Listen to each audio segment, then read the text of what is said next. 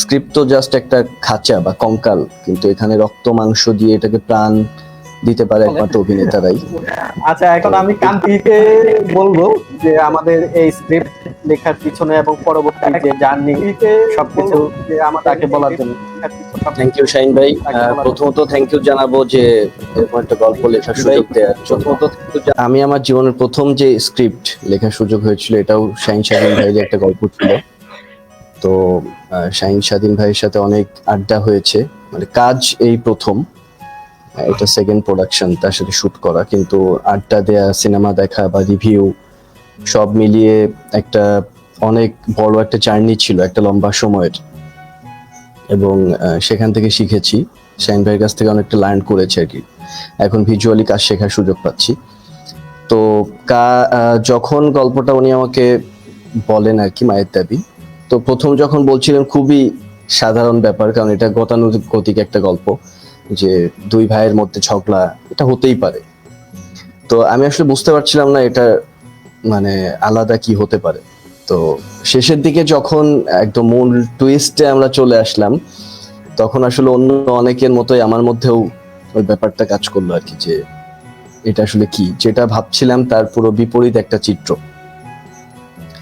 তো তখনই আসলে আগ্রহটা তৈরি হয়। আমি আসলে নিয়মিত আসলে লিখি না, মূলত সহকারী পরিচালক হিসেবে কাজ করি, কিন্তু যদি ভালো গল্প লেখার সুযোগ থাকে সেটা অনেক বড় একটা ব্যাপার, বা ভালো গল্পের সাথে কাজ করার সুযোগ থাকলে অনেক বড় একটা ব্যাপার সবসময় মনে করে।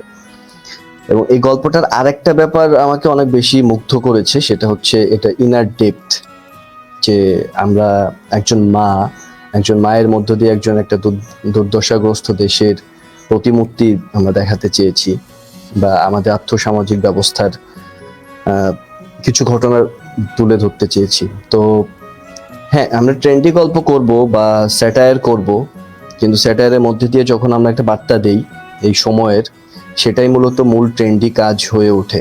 এবং এই ধরনের কাজের প্রতি আমার ব্যক্তিগতভাবে একটা ভালো লাগার জায়গা আছে, যে অবশ্যই আমরা যে কন্টেন্ট করছি এটা যে বাণিজ্যিক সফলতা এটার দরকার, আবার একইভাবে আমাদের সামাজিক যে দায়বদ্ধতা আছে এবং সমাজের একটা বার্তা দেয়া, এই ব্যাপারটাও অনেক বেশি গুরুত্বপূর্ণ। কারণ শুধুমাত্র আমরা তো, যেহেতু এটা প্যাশন বেসড ওয়ার্ক, একটা দায়িত্বের জায়গা এবং একটা আবেগের জায়গা থাকে এই কাজের সাথে আমাদের। তো সব মিলিয়ে আমি যখন লিখে ফেলি, এবং এটা একটু চাপ নিয়েও লিখছিলাম, কারণ শেষের দিকে আমি একটা শুটিং এ ইনভলভ হয়ে পড়ি, তো তারপর এটা লিখে শেষ করি, পরে আবার এটা রিরাইট করা হয়। স্ক্রিপ্টটাতে পরবর্তী যে দুইজন সাদ ভাই বা আরেকজন যারা এটাতে সংযোজন করেছেন, এটা আরো ক্যারেক্টারটা বিল্ড আপ হয়েছে। বিশেষ করে লিমন ভাই বা সবুজ ভাইও বলছিলেন যে ওখানে স্পেসিফিক ভাবে ক্যারেক্টার গুলা তুলে ধরা হয়েছে। যেমন একটা ক্যারেক্টারকে আমরা নেশাখোর চরিত্রে দেখেছি, আরেকটা ক্যারেক্টারকে জুয়ারি চরিত্রে দেখেছি। তো যখন আসলে ক্যারেক্টারটা ব্রিফ করা থাকে ওভাবে, তখন অভিনেতাদের ক্ষেত্রে বা যারা পারফর্ম করেন তাদের ক্ষেত্রে সহজ হয় কাজটার সাথে একাত্ম হওয়া। তো এটার জন্য অবশ্যই ধন্যবাদ দিব বাকি যে দুইজন স্ক্রিপ্টে সংযোজন করেছেন বা কো-রাইটার হিসেবে ছিলেন। সর্বোপরি আরেকটা ব্যাপার, সাদ ভাই যেটা বললেন যে রাইটার হিসেবে আমি কেমন পারফরমেন্স দেখতে চাই, একটা কল্পনার জায়গা অবশ্যই থাকে, যে যখন আমি লিখছি তখন কল্পনা করছি। কিন্তু এটা আমি লিমন ভাইকেও বলেছিলাম যে সেই কল্পনার জায়গায় আপনারা কল্পনার মতো পারফর্ম নাও করতে পারেন, কিন্তু আপনারা যেটা পারফর্ম করেছেন সেটা আমার ভালো লেগেছে, এবং মনে হয়েছে যে ওকে, যে ক্যারেক্টারটা আমরা দেখাতে চাচ্ছি বা বিল্ড আপ করতে চাচ্ছি, এটা সার্থকভাবে বিল্ড আপ করা গিয়েছে। সো এটা একটা ফ্যাক্ট যে প্রত্যেক মানুষই যে কোনো ক্যারেক্টার অন্যভাবে কল্পনা করেন। অবশ্যই আমার কল্পনার সাথে অন্যদের কল্পনা মিল হবে না, কিন্তু ব্যাপারটা হচ্ছে অনেক সময় পারফরমেন্সটা, বিশেষ করে লাস্ট সিন যখন হচ্ছিল, এবং অভিনেতারাও তো অনেক ইনক্লুড করেন। একটা স্ক্রিপ্ট আসলে একটা ভালো গল্প হয়ে ওঠে সবার কারণেই। অভিনেতারাও তারা ইম্প্রোভাইজ ডায়লগ দিচ্ছিলেন বা ক্যারেক্টার অনুযায়ী ভাবছিলেন আরো কিভাবে এটাকে চমৎকার করা যায়। তো সবার ঐকান্তিক প্রচেষ্টাই আসলে কাজটা চমৎকার হয়ে উঠেছে। এটা একটা অবশ্যই ব্যাপার। শুধু স্ক্রিপ্ট তো জাস্ট একটা খাঁচা বা কঙ্কাল, কিন্তু এখানে রক্ত মাংস দিয়ে এটাকে প্রাণ দিতে পারে একমাত্র অভিনেতারাই।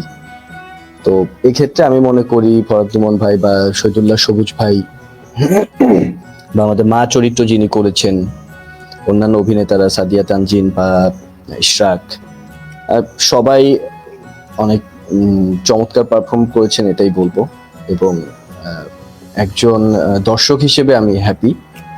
কাজ করেছি যেহেতু সহকারী পরিচালক হিসেবেও কাজ করেছি, তো আসলে আমরা যারা কাজ করি প্রজেক্টের, আমাদের নিরপেক্ষভাবে চিন্তা করা বা বিচার করাটা কঠিন, কিন্তু অ্যাজ এ অডিয়েন্স আমি যখন গল্পটা দেখেছি তখন আমার কাছে মনে হচ্ছে যে না, আমরা যেভাবে কাজটা বলতে চেয়েছিলাম সেটা সফল হয়েছে।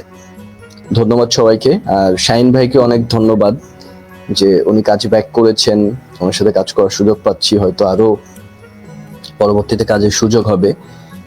এই ভালো গল্প বলার যে উদ্যোগ, এটা নিঃসন্দেহে অনেক চমৎকার এবং এটা অব্যাহত থাকুক, এটাই চাই। ধন্যবাদ সবাইকে। গল্পটাতে কাজ করতে পেরে অনেক ভালো লেগেছে, এটাই হচ্ছে বিষয়। আর লিমন ভাইয়ের সাথে এর আগেও কাজ হয়েছে অনেক। লাস্ট নখাল নামে আমার একটা প্রজেক্ট, যেটা স্ক্রিপ্ট লিখেছিলাম আমি, প্রজেক্টেও কাজ হয়েছিল। এবং শহীদুল্লাহ সবুজ ভাইয়ের সাথেও কাজ হয়েছে। তো এই প্রজেক্টটা করতে যে আসলে পুরোটা সময়ই লিমন ভাই এবং সবুজ ভাইয়ের মধ্যে যে একটা খুনসুটি আর কি, এটা অনেক এনজয়েবল ছিল আর কি। সবসময় একজন একজনকে খোঁচাখুচি করতেছেন শুটিং এর পরেও। তো সব মিলাই অনেক চমৎকার ভাবে, অনেক বন্ধুত্বপূর্ণ পরিবেশে আমরা প্রজেক্টটা নামিয়েছি এবং ভবিষ্যতে হয়তো আমাদের সুযোগ হলে একসাথে আরো অনেক কাজ হবে। এবং আমরা এরকম ভালো গল্প বলার চেষ্টা করবো সবাই যে যার জায়গা থেকে। এটাই কামনা, সবার জন্য শুভকামনা।